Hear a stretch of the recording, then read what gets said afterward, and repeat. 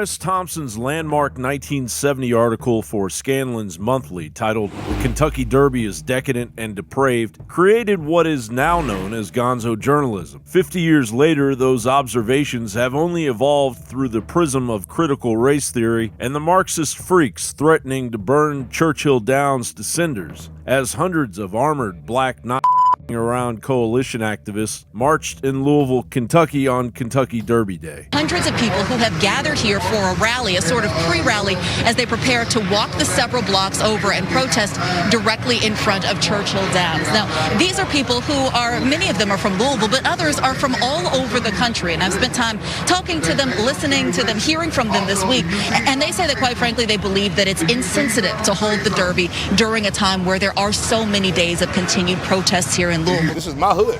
You know, I've been here for a long time. I've raised my kids in this neighborhood. We don't need that. If you're gonna come and protest, please come peacefully.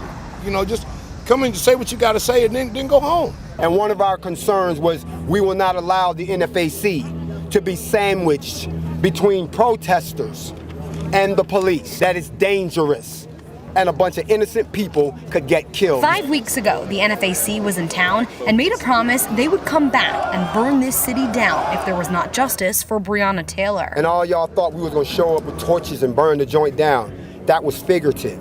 It meant that we would burn down something. And we burned down the wallet. But they aren't a danger to the public in themselves. They only shot 3 of their own at a rally a little over a month earlier. LMPD says that they have not made any arrests in connection with that accidental shooting, leaving 3 people injured, like Jesse just told us.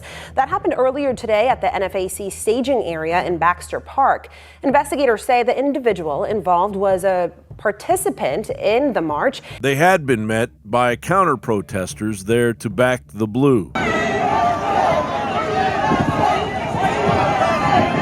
Inside, the mood was somber without the spectators that are the spectacle. Regardless, the sentiment of white guilt echoed over the empty seats like a dystopian fever dream. As our nation grapples with its own history and works to create a more equitable future for all, please join us in a moment of silence as we pause to recognize the inequities that many in our nation still face and reflect on renewed hope for a more just country to truly take root, grow, and flourish.